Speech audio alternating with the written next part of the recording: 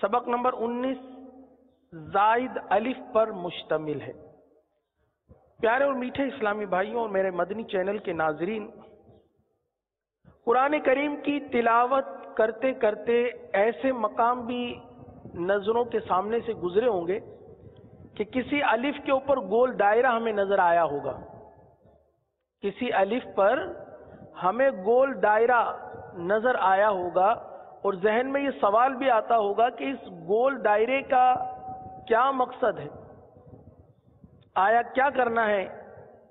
तो अब आइए आज इस हवाले से हम सीखते हैं और समझते हैं कि इस गोल दायरे का मतलब और मकसद क्या है। कुरान करीम में बाज जगह अलिफ पर गोल दायरे का निशान होता है। ऐसे अलिफ को जायद अलिफ कहते हैं, यानी उस अलिफ को ना पढ़ें जिस अलिफ पर छोटा सा गोल दायरे का निशान हो। एक गोल दायरा तो आयत की निशानी है, आयत ताम की निशानी है, जो कि कुरान करीम की आयतों के इख्तिताम पर आती है, जैसे अल्हम्दुलिल्लाहि रब्बिल आलमीन। अब आलमीन के बाद जो गोल दायरा है ना, ये आयत की निशानी, इसकी बात नहीं हो रही, इस आयत की निशानी की बात नहीं हो रही।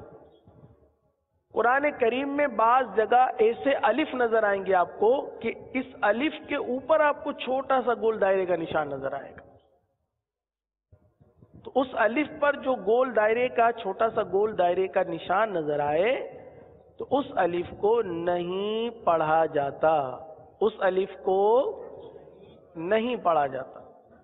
यही बात इस सबक के अंदर हम सीखेंगे और तकरीबन कमोबेश तख्ती नंबर 19 में कुरान करीम में जहां जहां अलिफ पर गोल दायरे का निशान मौजूद है, वो वाले कलमे, वही कलमे इस पूरी तख्ती के अंदर मौजूद है, ताकि पढ़ने वालों के लिए आसानी हो जाए। और यहां पर हवाले भी मौजूद हैं।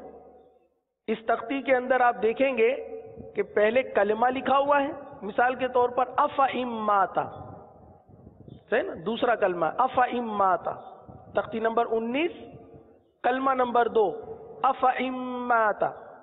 अफ़ा इम्माता के नीचे जो है हवाला लिखा हुआ है, पारा नंबर 4 सूरे आले इमरान, और आयत नंबर भी डाली हुई।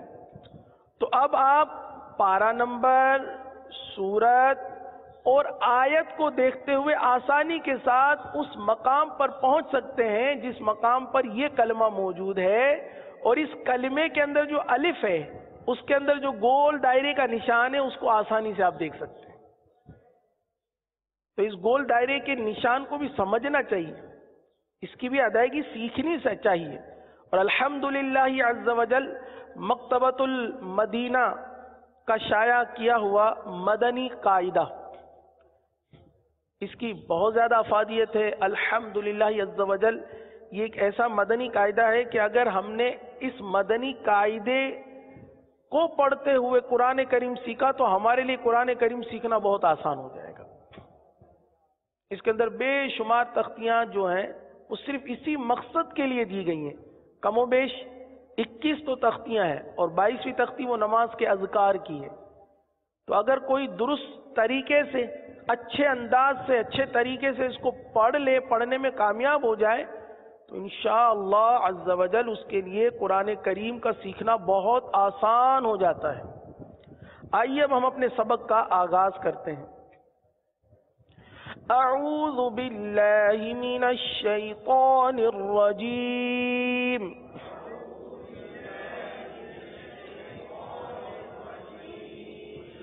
बिस्मिल्लाहिर रहमानिर रहीम।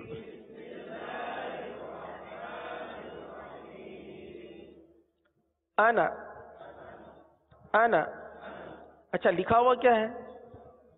अना, लेकिन चूंकि अलिफ पर गोल दायरे का निशान है, अगर अलिफ पर गोल दायरे का निशान ना होता तो हम क्या पढ़ते? अना, एक अलिफ तक खींच कर पढ़ते। अलिफ पर गोल दायरे का निशान है तो अब किस तरह पढ़ेंगे? अना, अना, दोहरा लीजिए, अना। आगे है अफ़ा इम्माता, افإن مات، اگر اس فا کے ساتھ جو الف ہے جس پر آپ کو گول دائرہ نظر آ رہا ہے، افا، اگر گول دائرے کا نشان نہ ہوتا تو ہم پڑھتے افا امات، لیکن چونکہ گول دائرے کا نشان لگا ہوا ہے تو اب کس طرح پڑھیں گے؟ افا امات، افا امات، آگے ہے افا امت، افا امت، لَإِلَى اللَّهِ، لَإِلَى اللَّهِ، اب دیکھیے یہاں پر بھی لام الف زبر لا نظر آ رہا ہے نا، لام الف زبر لا، الف ہے، الف کے اوپر گول دائرہ ہے، اگر ویسے گول دائرہ نہ ہوتا تو ہم لام الف زبر لا پڑھتے، لا پڑھتے، لیکن اب لا نہیں پڑھنا، کھینچنا نہیں ہے، بلکہ پڑھنا ہے لَإِلَى اللَّهِ،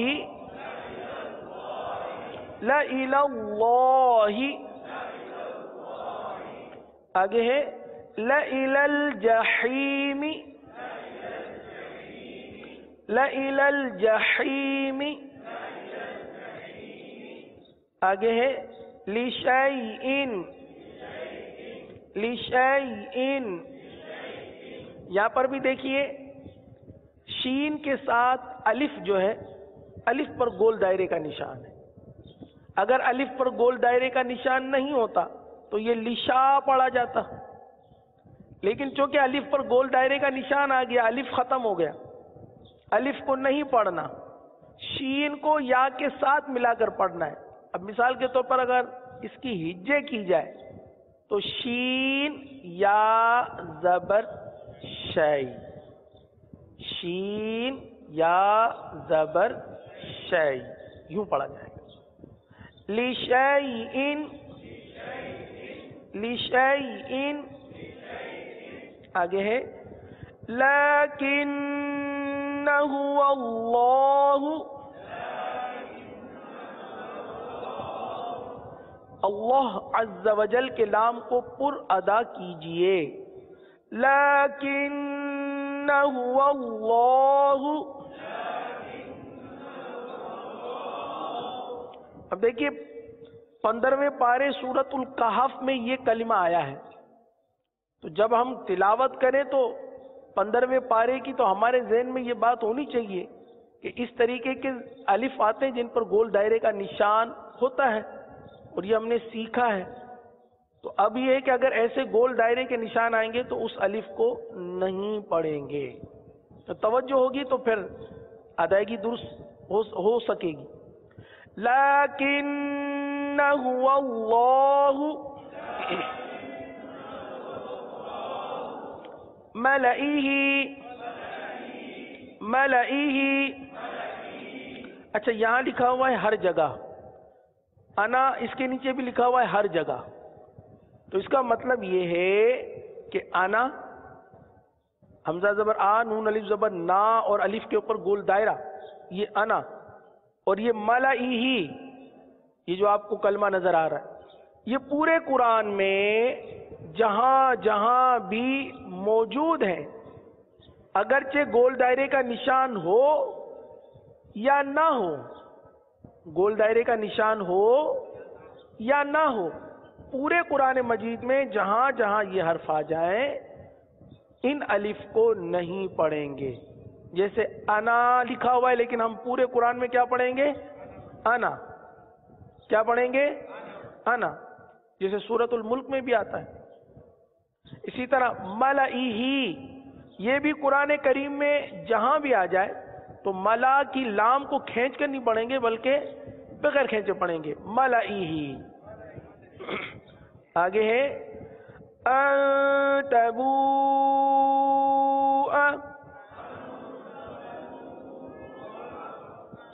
مد کو کھینچیں گے، مد متصل ہے، تبوء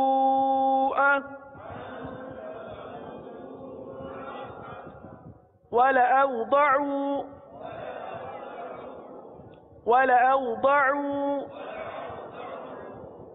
عین کی ادائیگی درست کر لیجئے، وَلَأَوْضَعُوا، آگے ہے لَأَذْبَحَنَّهُ،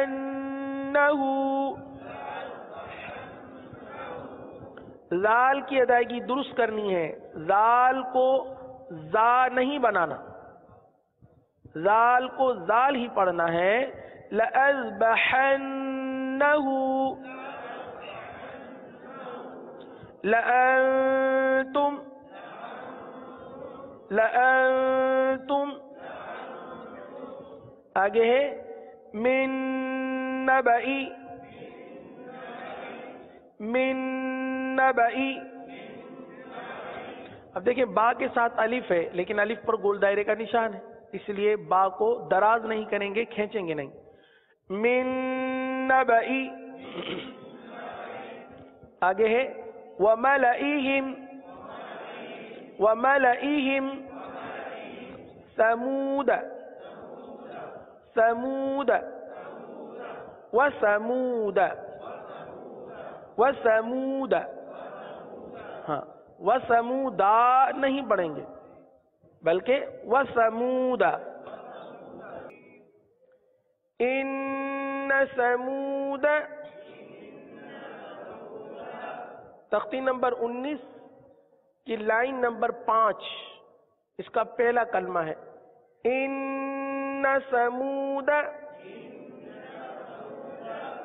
اچھا یہ بھی یقیناً معلوم ہوگا لیکن جو اسلامی بھائی کل نہیں تھے تو ان کے لیے عرض ہے کہ یہ زائد الف کا قاعدہ ہے، زائد الف قرآن کریم میں ایسے الف جن کے اوپر گول دائرے کا نشان ہو، قرآن کریم میں بعض مقامات پر ایسے الف آئے کہ جن پر گول دائرے کا نشان ہوتا ہے تو اس الف کو نہیں پڑھا جاتا، اور اسی زائد الف کو سمجھنے کے لیے، سیکھنے کے لیے کہ وہ زائد الف آ جائے تو اب وہ کلمہ کس طرح ادا ہوگا، اس کو سیکھنے کے لیے ہم اس سبق کو پڑھ رہے ہیں۔ سبق نمبر 19 زائد الف کے قواعد کو سمجھنے اور اس کی ادائیگی کے لیے یہ تختی موجود ہے اور اس تختی کو ہم پڑھ رہے ہیں۔ پڑھیں ان ثمود،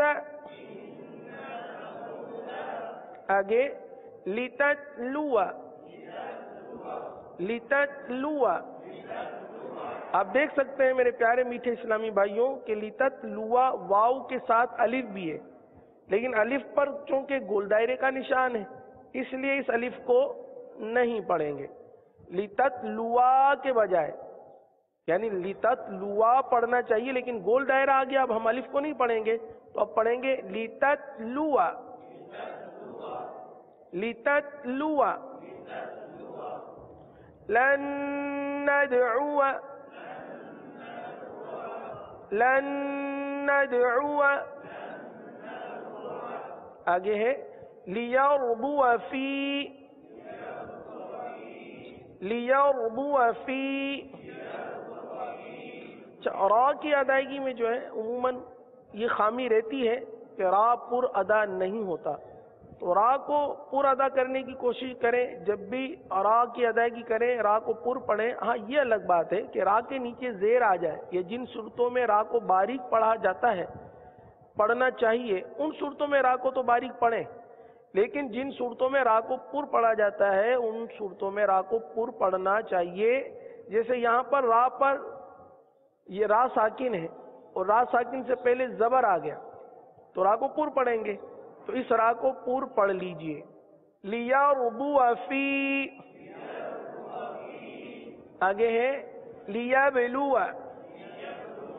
لیبلو ونبلو، سلاسل،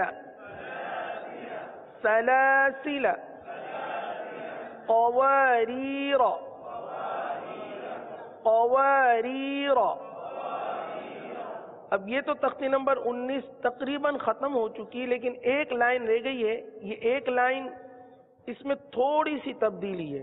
تبدیلی یہ ہے کہ پڑھنا تو زائد الف کو اسی طریقے سے کہ گول دائرے کا نشان آ جائے تو الف کو نہیں پڑھیں گے، لیکن اس میں وصل اور وقف، وصلن اور وقفن دو صورتیں آ گئی. یعنی وصل میں یعنی جب ملا کر پڑھا جاتا ہے، جب ملا کر پڑھا جاتا ہے اس کو وصل کہتے ہیں. وصل میں زائد الف کو نہ پڑھیں، جیسے ابھی ہم نے پڑھا، وصل میں زائد الف کو نہ پڑھیں، لیکن جب اس کلمے پر وقف کریں جس پر گول دائرے کا نشان ہے جو زائد الف ہے، جب اس پر وقف کریں گے تو اب اس الف کو پڑھیں گے.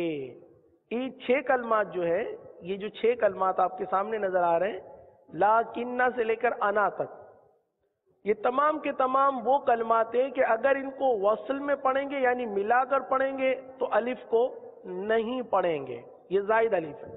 لیکن جب اس پر وقف کریں گے تو اب اس الف کو پڑھیں گے. کس طرح؟ اس طرح. پہلے آپ نام لیں گے، میرے ساتھ پڑھ لیجئے. وصل، لیکن، وقف، لیکن، صحیح ہے. یعنی وصل میں الف کو نہیں پڑھیں گے، وقف میں الف کو پڑھیں گے. دوبارہ، وصل، لیکن، وقف، لیکن، آگے وصل، الظنون، وقف، الظنون. دیکھیں زنونہ کی آواز آ رہی ہے تو ادائیگی درست کر لیجئے. دوبارہ پڑھ لیتے ہیں. وصل، الظنون، وقف، الظنون. آگے ہے وصل، الرسول. صحیح ہے، وصل میں زائد الف کو نہیں پڑھیں گے. وصل، الرسول، وقف، الرسول. آگے وصل، السبیل، وقف، السبیل. آگے وصل، قواریر،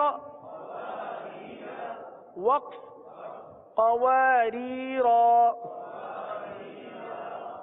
آگے ہے انا. اب انا کو کس طرح پڑھیں گے؟ اچھا یہ ہر جگہ پر ہوگا، صحیح نا. ہر جگہ انا جب بھی آ جائے، الف حمزہ والی الف نہیں، صحیح نا، الف، صحیح نا، الف اور ساتھ میں نون الف زبر نا. یہ پورے قرآن میں جہاں جہاں جہاں آ جائیں جب آپ وصل میں پڑھیں گے تو ان کو انا پڑھیں گے. جیسے سورۃ الکافرون میں آپ پڑھتے ہیں وَلَا أَنَا عَابِدٌ مَا عَبَدتُّمْ. تو یہ انا پورے قرآن میں جہاں جہاں جہاں بھی آئیں گے ہم ان کو انا پڑھیں گے. لیکن جب اس انا پر وقف کرنا ہوگا، جب اس انا پر وقف کرنا ہوگا، ہماری سانس ٹوٹ رہی ہے یا مطلب ہے کہ ہم مزید نہیں پڑھ پا رہے ہو، یہاں پر وقف کرنا ضروری ہو گیا ہے، اب یہاں وقف کر ہمارا ہو جائے گا، تو ایسی صورت میں بھی اس انا کو کھینچ کر پڑھیں گے وقف میں. اور اگر ملا کر پڑھتے ہیں تو بغیر کھینچے پڑھیں گے. صحیح. اس کو بھی پڑھ لیجئے. وصل، انا، وقف، انا، وصل، انا، وقف، انا. الحمدللہ تختی نمبر 19 کا اختتام.